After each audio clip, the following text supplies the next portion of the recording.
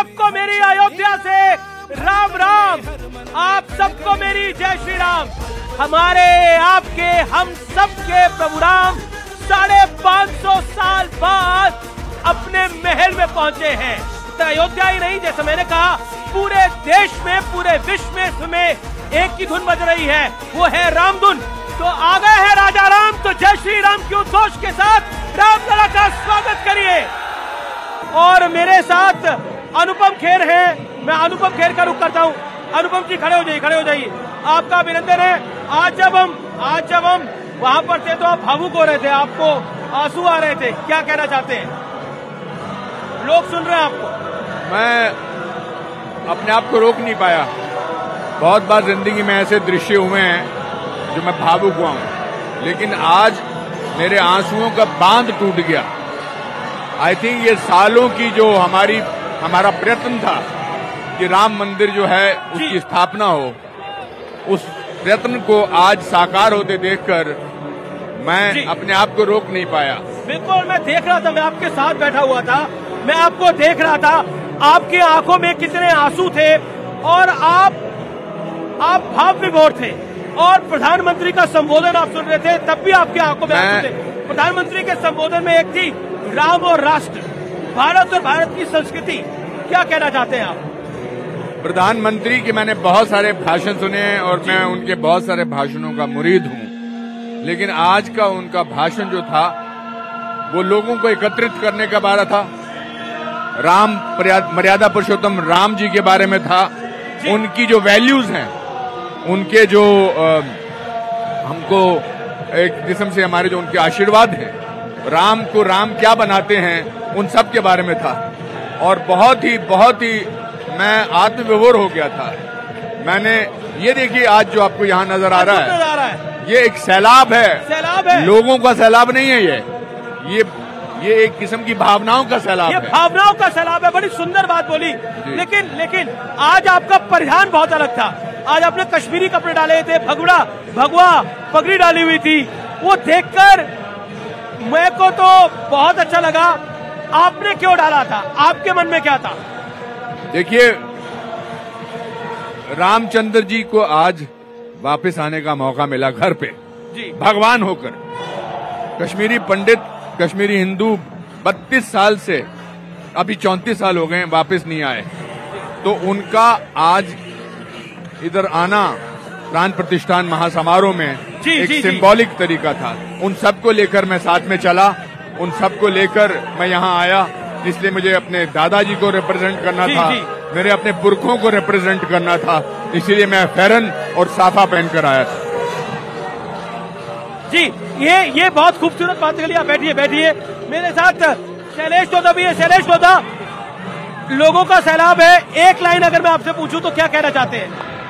ये लोगों का सैलाब नहीं अमीश, ये भावनाओं का सैलाब है। ये उत्साह, उमंग, उल्लास की पराकाष्ठा से भी परे है। ये अद्भुत है, ये असंभव सी चीज है जी। जो देख रहे हैं वो कमाल का है जी। मतलब ये देखिए ना आप, और ये स्वतः स्फूर्त है, किसी ने कहा नहीं है जी, ये किसी ने कहा नहीं है, ये अपनी भावनाओं से उमड़ के लोग आए। आज अयोध्या की सड़कों पे देखिए आप जी, लाखों लोग, ये पीछे भजन चल रहा है, कीर्तन चल रहे हैं, वो देखिए क्या हो रहा है, अद्भुत नजारा है, वो देखिए क्या हो रहा है। ये नया भारत है, ये नया भारत है, नया भारत है, नया भारत है। ये नया भारत है। संस्कृति के लिए पब्लिक को दिखाइए जरा, किस तरह से पब्लिक भाव विभोर हो रही है। ये अद्भुत है। राम की धुन में मग्न होके कुछ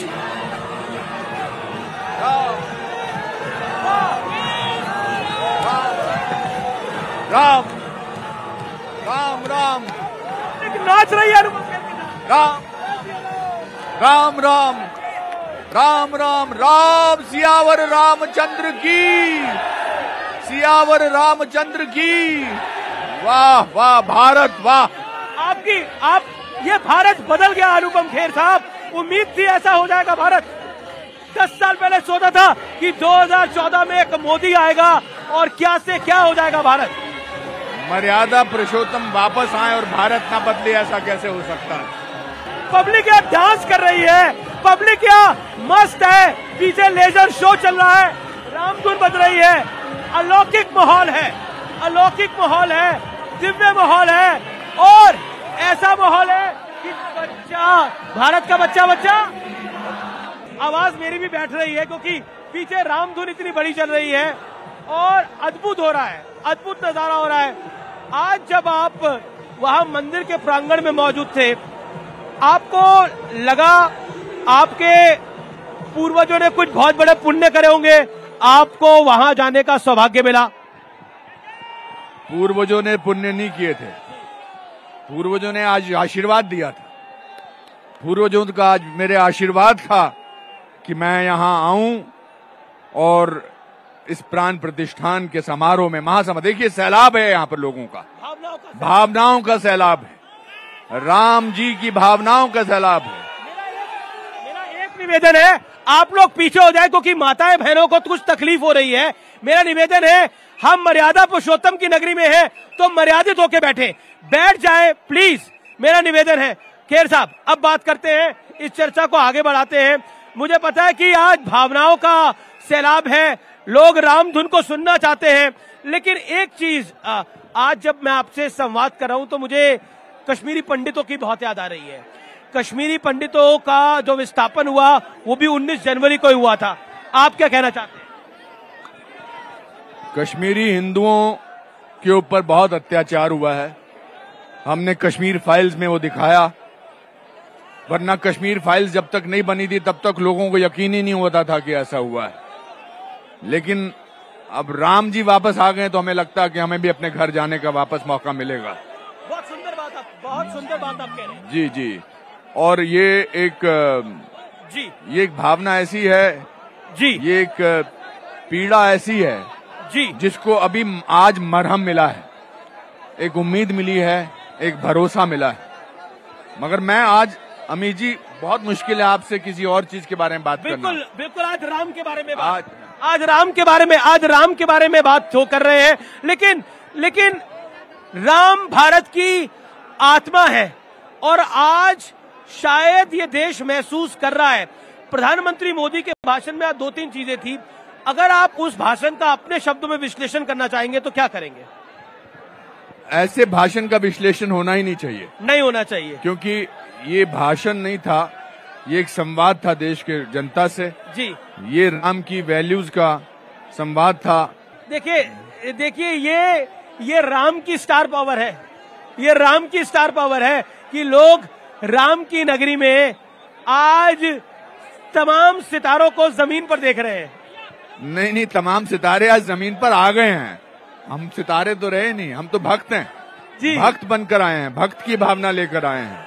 कुछ सुनाई नहीं दे रहा, टीवी पे सब सुनाई दे रहा है, लेकिन राम का भजन कोई आप गाते भी हैं? कुछ सुनाना चाहेंगे राम पर? नहीं, मुझे माफी चाहता हूं मैं जी, ऐसा नहीं करिए। एक आखिरी सवाल मेरा, आज प्रधानमंत्री मोदी को देखकर क्या लगा? देखिए, मैं उनको आज पिछले 11 दिन से देख रहा हूं जी।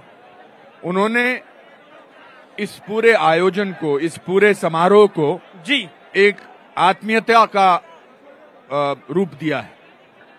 ऐसा लगता है कि बहुत एक आत्मिक तरीके से एक डिग्निटी दी है जी। वरना देखिए, हर्षोल्लास का तो मौका है ही, राम जी वापस आए हैं, मगर जिस तरह से उन्होंने अपना जीवन पिछले 11 दिनों में जिया है, या जीते चले आए हैं बहुत सालों से, मगर पिछले 11 दिनों में और उन सब जगह गए जहां प्रभु राम गए थे, उन सब जगह गए और 11 दिन का अनुष्ठान व्रत किया और कठिन तप किया। आज उसके बारे में जानकारी मिली और तब भी आपकी आंखों में आंसू थे। आंसू सिर्फ ट्रेजेडी की वजह से नहीं आते हैं जी। आदमी जब भाव विभोर हो जाता है, खुशी होती है, जब खुशी होती है तो उसके भी आंसू आते हैं। आज मन कितना खुश है, इसको कैसे? आज मन बहुत हल्का है, मन बहुत हल्का है। इसको कैसे शब्दों में लेकर आएंगे? जब मन बहुत हल्का हो और जब मन ऐसा हो तो शब्द मिलते ही नहीं है। आज सिर्फ मुंह की रहने वाला है। ये शब्दों के जादूगर के मालिक हैं। आप शब्दों की बात इनसे करिए। शब्दों में मन को कैसे लेकर आएंगे आप शब्दों में? मैंने जैसा कहा कि मन जो है वो प्रफुल्लित है, हर्षित है, और हर्ष और प्रफुल्लता की सीमाओं से परे है। मतलब मुझे लगता है आज हिंदी शब्दकोश का एक भी शब्द ऐसा नहीं है जो आज की भावनाओं को ठीक समझा सके। फिर भी कुछ पंक्तियां मैं क्या कहूँ, मतलब मैं बस ये मैं इतना भाव विभोर हूं और इतनी देर से जो मैं कह रहा हूं, मैं मतलब कुछ इसलिए नहीं कह पाऊंगा क्योंकि यहाँ शब्द खत्म हो जाते हैं जी, यहाँ कवि मौन हो जाता है, यहाँ जिह्वा की अपनी सीमाएं हैं जी। इसके आगे आदमी क्या खेर कहेगा? साहब से कुछ पूछना चाहेंगे आप? खेर साहब आपसे कुछ पूछना चाह रहे हैं? नहीं, मैं खेर साहब से क्या पूछना चाहूंगा, लेकिन कुछ कहना चाह रहे हैं? ये मैं यही कहूंगा कि ये दिन आया, देर आया, लेकिन अनुपम ये दिन है, खैर आया। बहुत शैलेश भाई, सबसे पहले तो आपको मेरा आभार कि आपने हमारा न्योता स्वीकार किया आज, क्योंकि आजकल न्योता अस्वीकार करने का भी दौर चल रहा है। तो आपने हमारा न्योता स्वीकार किया यहाँ पर। देखिए, न्योता अस्वीकार वो करते हैं जो दुर्भाग्यशाली होते हैं जी। बढ़िया, बहुत अच्छा, बहुत अच्छा। और यहाँ वही आ पाता है जिन्हें राम बुलाता है। लेकिन अंत में तो राम सभी को बुला लेते हैं। देखिए, अंत में भले ही राम सभी को बुलाते ही हैं, क्योंकि अंतिम सत्य ही राम नाम सत्य है। लेकिन वो लोग जो यहाँ का निमंत्रण आने के बाद ठुकरा दें, ऐसे लोगों पे दया आती है। वाह, बहुत अच्छा। ऐसे लोगों पे क्रोध नहीं आता, दया आती है। इस धरती पे पैदा होके जिनके जीवन में उनके नामकरण से लेके जब तक वो संसार छोड़ेंगे तब तक राम है, और आप राम के बुलाने पे अगर नहीं आ रहे, राम आदि भी हैं, राम अनंत भी जो हैं। मैंने हमेशा कहा है कि राम भाव है, प्रभाव है, मर्यादा का स्वभाव है, राम इस धरती पर विष्णु का प्रादुर्भाव है। राम सिर्फ नहीं एक शब्द है, राम सिर्फ नहीं एक शब्द है, राम अतीत, राम वर्तमान और राम ही प्रारब्ध है। तो राम के बिना कुछ है ही नहीं। और वो दुर्भाग्यशाली लोग जो नहीं आते, उन्हें राम जाने। आज आप भी थे जी, काफी सारे संत महात्मा थे जो मुझे लगता है कि सबसे बड़े सेलिब्रिटी हैं इस देश के, संत महात्मा जी। और हमारे साथ बाकी भी सेलिब्रिटी थे। लोग तो वो हैं जिनके चेहरों पे मेकअप की चमक है जी। ये संत वो लोग हैं जिनकी आत्माओं की चमक है। तालियां इस बात पे। और शैलेश भाई, मैंने आज अनुपम खेर के आंखों में आंसू देखे, मनोज जोशी मेरे साथ थे, उनकी आंखों में आंसू देखे। आपकी भावना क्या थी जब रामलला विराजमान हुए? मैं डबल माइक लगा देता हूं आपके पास। नहीं, मैं डबल की कोई जरूरत नहीं है। मैं ये कहना चाहता हूं, मेरी क्या, वहां जितने लोग होंगे ऐसा हो ही नहीं सकता कि वो क्षण जब आए और आपकी आंखों से आंसू न निकले। लेकिन हमारे आंसू खुशी के थे, हमारे आंसू संतुष्टि के थे, हमारे आंसू समर्पण के थे, हमारे आंसू भक्ति के थे, हमारे आंसू आस्था के थे, हमारे आंसू विश्वास के थे, हमारे आंसू इस बात के थे कि 500 बरस बाद और इतने सालों बाद टेंट से निकल के इतनी बड़ी लड़ाई लड़के राम आज यहाँ पे उपस्थित है, इस बात के खुशी के आंसू थे। बहुत अच्छा। एक अभी भी आपकी आंखें भरी हुई हैं। मैं बिल्कुल भावुक हूं, और भावुक क्यों न हो, ईश्वर ने वो क्षण हमें दिया। अमीश, मुझे बताइए, 500 सालों बाद ये जो लोग यहाँ बैठे हैं, जो मुझे सुन रहे हैं, आपको सुन रहे हैं, हम बैठे हैं, चिदानंद जी यहाँ पे विराजे हुए हैं, और इस देश के 140 करोड़ लोग जो आज टीवी पे देख रहे थे, दुनिया के सबसे भाग्यशाली पीढ़ी अगर है तो हमारी है कि 500 साल बाद हमने ये दृश्य देखा। बिल्कुल आप सही कह रहे हैं। लेकिन आज प्रधानमंत्री का संबोधन, आपने प्रधानमंत्री से कई बार मुलाकातें करी है, कई बार संबोधन किया है, प्रधानमंत्री के संबोधन को सुन के क्या लगा? क्योंकि आज मुझे किसी ने एक शब्द लाइन बोली कि स्वामी विवेकानंद याद आ गए। निश्चित तौर पर आज जब वो बोल रहे थे तब ऐसा लग रहा था कि एक प्रकाश प्रस्फुटित होता है। एक क्या बढ़िया लाइन उन्होंने बोली कि ये आग नहीं है, ऊर्जा है। ये ऊर्जा है, ये नई ऊर्जा है। और उन्होंने कहा कि ये विजय हमें विनय देगी, और विनीत होना बहुत जरूरी है। एक आपकी अगर इजाजत हो तो एक प्रसंग रामायण का मुझे याद आ गया कि जब मेघनाद और लक्ष्मण का युद्ध होने वाला था, और युद्ध क्योंकि धर्म युद्ध होते थे, रात को युद्ध नहीं होता था, सुबह, तो युद्ध के पहले लक्ष्मण जी ने सोचा कि मैं प्रभु श्री राम से पूछ लूं कि मेघनाद जो उसके पास तो अमोघ अस्त्र है, वो तो ब्रह्मास्त्र चला देगा, तो उससे मैं कैसे युद्ध करूं। सुबह का वक्त था, प्रभु के पास गए, प्रभु पूजा में थे, तो बजरंगबली ने कहा कि पूजा में, उन्होंने कहा कि मैं क्या करूं, तो उन्होंने कहा कि एक कोई भी पात्र लेके जाओ और सामने जो भी कोई पहला आदमी मिले उससे कुछ मांग लो। लक्ष्मण ने कहा ये क्या बात हुई, मैं क्या पूछ रहा हूँ, आप क्या दे रहे हो, कुछ भी मांग लो, जाओ। वो गए और सामने रावण का एक सैनिक आ रहा था कि भाई मुझे कुछ दे दे, तो उसने कुछ अन्न के दाने लक्ष्मण जी को दे दिए। अब और कोई वक्त होता तो लक्ष्मण जी क्रोधित, वो तो रावण के सैनिक को वहीं वध कर देते, लेकिन प्रभु श्री राम ने कहा था कि मुझे कुछ दे दे, अन्न दे दिए। युद्ध हुआ, मेघनाद ने उनपे अस्त्र छोड़ दिए, ब्रह्मास्त्र छोड़ा, तो जैसे अस्त्र उनकी तरफ आने लगे, लक्ष्मण जी ने उन्हें प्रणाम किया तो वो अस्त्र वापस लौट गए। इन्होंने प्रभु श्री राम का नाम लेके तीर छोड़ा, मेघनाद अहंकार में हंसने लगा और अंत में मृत्यु को प्राप्त हो गया। जब लौटे तब उन्हें ध्यान आया कि मैंने पूछा था कि मुझे कुछ बता दे, और उन्होंने मुझे मांगने भेज दिया। तो प्रभु श्री राम ने बजरंग बली को कहा कि मैंने इसलिए भेजा था कि मुझे मालूम है कि लक्ष्मण क्रोधित स्वभाव के हैं जी। उन्हें गुस्सा आता है, लेकिन जब किसी से कुछ मांगेंगे ना तो उसमें विनीत स्वभाव आएगा, विनय होगी। मेघनाद के अस्त्र जब सामने आए, उस विनीत स्वभाव की वजह से उन्होंने हाथ जोड़ दिए तो वो अस्त्र लौट गए। अगर मेरे तीर के सामने मेघनाद भी हाथ जोड़ देता तो शायद मैं उसकी जान बख्श देता। विजय विनय सिखाती है, विजय विनय सिखाती है। जब भी सफल हो, जब भी कुछ अच्छा हो, ये विनीत होना चाहिए। प्रधानमंत्री के भाषण की हम बात कर रहे थे, बैठिए शैलेश भाई। अब प्रधानमंत्री के हम भाषण की बात कर रहे थे। भावुकता का ये पल है। यहाँ पर भी जो लोग बैठे हैं जोश के साथ जय श्री राम का नारा तो लगा रहे हैं, लेकिन मैं बोलता हूँ होश बरकरार रखनी है। जैसा शैलेश जी ने बोला कि विनीत होना चाहिए, लेकिन भावुकता का ये पल था। प्रधानमंत्री भी भावुक हुए, बिल्कुल हुए, और ये भावुकता का पल था। मैं उसको दूसरे शब्दों में कहता हूँ, मैं चूंकि कवि हूँ जी। जब आप रामलला की मूर्ति देखी तो भावुक होना स्वाभाविक था। आप तो अभी भी हो रहे हैं। मैं अभी भी हो रहा हूँ, और क्यों हो रहा हूँ, मैं अभी तक वो वाइब्रेशन जा नहीं रही है और वो जाएंगी भी नहीं। वो अभी तक मैं महसूस कर रहा हूँ मेरी रूह में, क्योंकि ये आप मैं भावनाओं के ज्वार सकल आए, आप मैं भावनाओं के ज्वार सकल आए। हम कहते हैं कि हम इतिहास बदल आए, और रामलला के दर्शन को आंसू भी बेताब थे इसलिए आंखों से निकल आए। आपकी बात सुन के मेरी भी आंखों में आंसू आ। क्या आपको लगता, आप तस्वीरें देख के देखें कि किस तरह से भावनाओं का सैलाब आ रहा है, यानी अनुराग जो है वो रुक नहीं पा रहा है। हमेश क्यों नहीं होगा, क्यों नहीं होगा? कितनी कुर्बानियां, कितने प्राण न्योछावर हुए, कितनी लाठियां खाई लोगों ने, कितने लोग जेलों में बंद हुए, कितने लोगों ने अपना यौवन कुर्बान कर दिया, कितने लोगों ने इसके लिए प्रतिज्ञा की, प्रतिष्ठा बना, मतलब प्रतिज्ञा करके कहा कि ये वचन है हमारा, हम इसे पूरा करेंगे।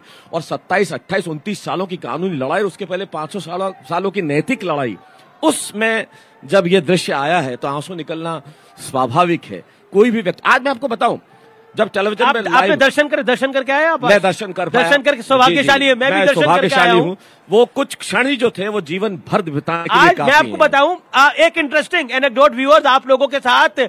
आज जब हम दर्शन के लिए जा रहे थे तो बड़ी लंबी कतार थी, तो काफी इंतजार कर रहे थे, और मेरे साथ आगे सोनू निगम थे, कैलाश खेर थे, आगे आलिया भट्ट और रणबीर कपूर थे, ये भी थे भाई, ये भी थे, और ये मेरे सहायक बने, और इन्होंने हमें प्रोटेक्शन दिया वहां पर कि हम जाएं और दर्शन कर पाएं। लेकिन रामलला जो थे वो 550 साल का इंतजार कर रहे थे, करवा रहे, उनको हमने कराया, तो उन्होंने लगभग 1 घंटे का मैं इंतजार कराया, क्योंकि दोपहर का भोग था, उसका इंतजार करना पड़ा। और जब दर्शन हुए तो नजारा अद्भुत था। हमें राम को देखकर क्या लगा? और आज प्रधानमंत्री ने बोला हमारे राम आ गए। निश्चित तौर पे आ गए। देख के यही लगा कि पिछले जन्म में कोई अच्छे कर्म किए होंगे, कि इस जन्म में ये क्षण ईश्वर ने हमें दिया कि हम उस विग्रह, उस मूर्ति को देख सके, राम लला को देख सके, उस जगह बैठ सके। मैं आपको बताऊं, आज जब लाइव चल रहा था प्रोग्राम अलग अलग चैनल्स पे, लोग देख रहे थे कि हम वहां उपस्थित थे। आप यकीन मानिए, अमेरिका से, कनाडा से, सिंगापुर से इतने मैसेजेस मेरे पास कि आप कितने भाग्यशाली है कि आप वहां हैं। लोग तरस रहे थे कि वो यहाँ आ जाएं, यहाँ पहुंच जाएं। और आज जब ये दृश्य, ये जब समा, ये क्षण आया तो ये जी, ये शब्दों से परे, ये शब्दों से परे है। लेकिन आज जब प्रधानमंत्री ने कई बातें करी, लेकिन 1-2 चीजों पर बात करनी जरूरी होती है शैलेश भाई, और आप हो साथ में, स्वामी चिदानंद जी है। तो राम का आज के दौर में औचित्य क्या है?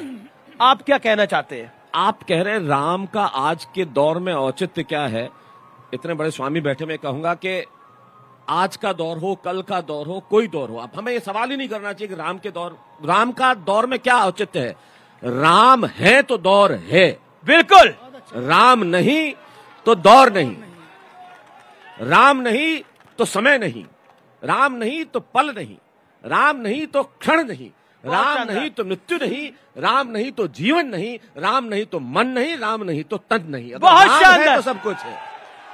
तो राम पर और दिए प्रज्वलित हो रहे हैं, दीप प्रज्वलित हो रहे हैं। आप तो राजस्थान की धरती से आते हैं, मेवाड़ की धरती से आते हैं, क्या कहना चाहते हैं? मैं मेवाड़, मारवाड़, सारा राजस्थान मेरा है। मेवाड़ में मेरी प्राथमिक शिक्षा हुई, मारवाड़ में पैदा हुआ। और जो दीप प्रज्वलित हो रहे हैं, राजस्थान में कोटा के कवि हैं जगदीश सोलंकी जी, उनकी 4 पंक्तियां मुझे याद आ गई। मेरा गला आज बहुत खराब है स्वामी जी, लेकिन फिर भी क्योंकि वो गा के पढ़ते हैं, वो 4 पंक्तियां गा के पढ़ देता हूं। ये दीप प्रज्वलित होने पर उन्होंने क्या कहा है? हमने ऐसा जगाया है चेतन यहाँ, हमको शाही सलाखें झुका न सकी। हमने शोलों पे शैया सजाई सदा, हमको अर्थी की भाषा रुला न सकी। हम शहीदों के कुनबे में पैदा हुए, हमको अर्थी की भाषा रुला न सकी। और अपना दीपक लहू से जला है सदा, जिसको आंधी कभी भी बुझा न सकी। बहुत शानदार, बहुत शानदार, बहुत अद्भुत, बहुत अद्भुत। देश के प्रधानमंत्री दीप प्रज्वलित कर रहे हैं, तस्वीरें इस समय लाइव आप देख सकते हैं। और इसी कड़ी में वो आगे की 4 पंक्तियां कहते हैं। सुना दीजिए, तालियों के साथ साथ दीजिए भैया। सोलंकी जी की वो कहते हैं कि बार दहरी की गर्द सवारों मगर, गैर के दर्द हाथ बटाकर जियो। और चंद पल की ये सांसें समंदर भरो, चंद पल में समंदर लुटाकर जियो। चाहे घर का दिया मिलाता रहे, चौपालों के अंधेरे मिटाकर जियो। और सर झुका करके जीने से मरना भला, अगर जियो तो सर उठाकर जियो। शानदार, शानदार। आज राम की बात, आज राष्ट्र की बात, आज हमारी संस्कृति की बात, सांस्कृतिक पुनर्जागरण है ये भी कहा जा रहा है। और मैं इसे मानता हूं, ये भारत के लिए एक सांस्कृतिक पुनर्जागरण है। आपकी इस पे राय क्या है और आपके अंदाज में? शैलेश भाई। देखिए अमिश, मुझे नहीं मालूम मेरा अंदाज क्या है, मैं तो बेबाक व्यक्ति हूँ, जैसा सोचता हूँ। मुझे पता है आपका बेबाकी अंदाज है। जोरदार तालियां शैलेश भाई के लिए। जैसा सोचता हूँ वैसा बोलता हूँ। ये सांस्कृतिक पुनर्जागरण है। ये हमारी जो युवा पीढ़ी, जो अंग्रेजीदा पीढ़ी है, अंग्रेजी भाषा से मुझे कोई दिक्कत नहीं है, लेकिन मैं हमेशा कहता हूं अंग्रेजी लैंग्वेज है, नॉलेज नहीं है। लेकिन अंग्रेजी बोल के ये कहना कि हमें हिंदी से समस्या है, हमें तिलक से समस्या है, हमें ये दुपट्टों और भगवा रंग से समस्या है, हमें मंदिर जाने से समस्या, उन्हें लगता है बड़ा अनुकूल है, वो फैशन में नहीं है। आज देखिए, आप सड़कों पे जरा निकल के देखिए, आपको चारों ओर जब नजर आएगा वो ये तिलक नजर आएंगे, ये चंदन नजर आएगा, ये भगवा नजर आएंगे, ये नारे नजर आएंगे, संस्कृति के प्रति ये सम्मान और प्यार नजर आएगा। किसी जमाने में कहीं मैंने कहा था कि आदमी अपनी संस्कृति से क्यों इतना जल्दी ऊब जाता है, पश्चिम की तरफ मत भागिए, वहां जाके सूरज भी डूब जाता है। और आज एक नए सूरज के उगने का निर्माण हुआ, ये क्षण आया और ये रोशनी चारों ओर फैल रही है। बिल्कुल बिल्कुल। लेकिन देखिए, सब तो अपने घर में दिए जला रहे हैं, हम लोग तो यहाँ पर है, तो हम क्या कर सकते हैं? मोबाइल फोन है, उसकी लाइट कौन कौन ऑन करेगा? आप तैयारी करिए मोबाइल फोन की लाइट ऑन करने की, और सबकी लाइट ऑन होनी चाहिए। जो राम का है उसकी लाइट ऑन होगी फोन की। जय श्री राम। इन्हें भी करनी है, मुझे भी करनी है भाई, मुझे भी करनी है। लाइट ऑन है, ये देखिए, ये है ताकत सनातन की, ये है ताकत राम की, ये है राम